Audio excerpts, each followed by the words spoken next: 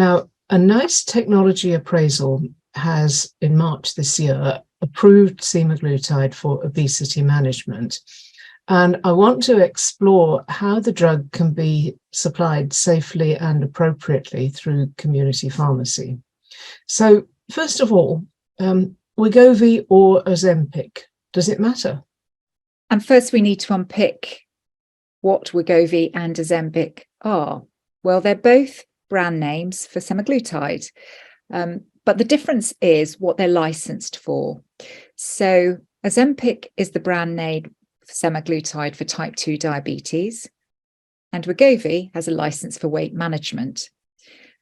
They're presented at slightly different concentrations and dose schedules, so there is a difference there. But for many people, the question will be, so what? And actually, in clinical practice, if a prescriber is prepared to prescribe Ozempic instead of Wegovy, and I'll talk about why that might be, for weight management, they will be prescribing off-label. So in other words, out with the license. Now, why would you prescribe Ozempic instead of Wegovy? Well, simply Wegovy is just not available in the UK yet. And of course, all the media awareness that had been generated that you talked about earlier has led to people wanting to get hold of semaglutide, and the only way you can do that in this country at the moment is as Ozempic, which is, as a reminder, licensed for type 2 diabetes but not weight management. So could this result in supply problems? I mean, not enough Ozempic for people with type 2 diabetes? It is a real problem. We're finding now that you can't get the lower entry doses of Ozempic. And in fact, I tried today and I couldn't get the high dose either. So it is in short supply, and the company have informed us that it's likely to be in short supply throughout the whole of this year. What that means is that for people that have been prescribed it for type 2 diabetes, they're not going to be able to get their medicine, and potentially an alternative is going to have to be found. So yes, it is an issue. There's also the question of professional indemnity and fully informing your patient of what you're prescribing.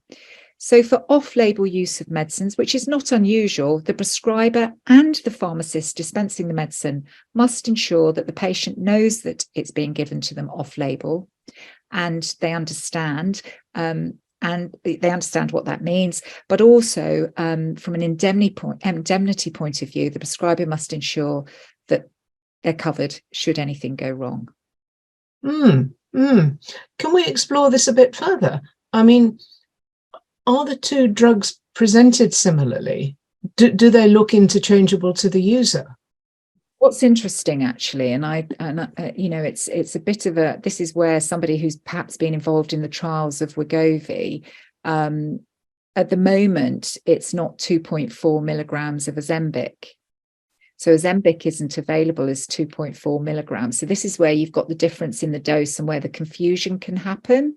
Oh. If I go to the dosing of Wegovy, you start at 0.25, then you go up to 0.5, then you do 1 milligram, then you do 1.7 milligram, and then you do 2.4 milligram. And that's, you only reach 2.4 milligram by month 5. Whereas with Ozempic, we do 0.25 for a month, 0.5 for a month. Then you probably stick around that for months 3 and 4, but you could go up to 1 milligram in the 3rd month, and then it stops.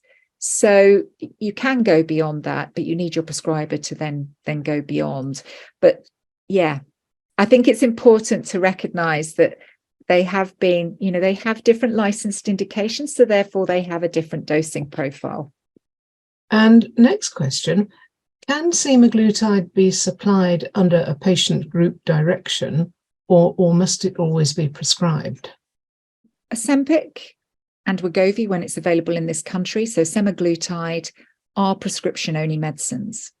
So legally, they should be prescribed by a appropriately licensed prescriber who has enough expertise to be competent to prescribe in this area. There is an alternative mechanism by which prescription-only medicines can be supplied, and that's under something called a patient group direction.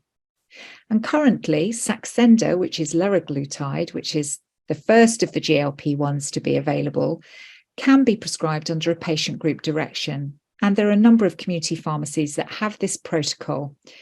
Essentially, a patient group direction is what it says. It's a protocol that, provided the individual in front of you, the patient, meets the requirements and there are no reasons why they can't have the medicine, then they can be supplied it.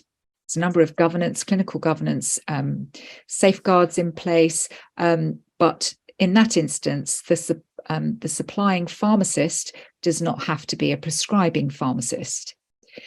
Now, if we come on to semaglutide, to my knowledge, there are no patient groups available for it because at the moment it's Ozempic.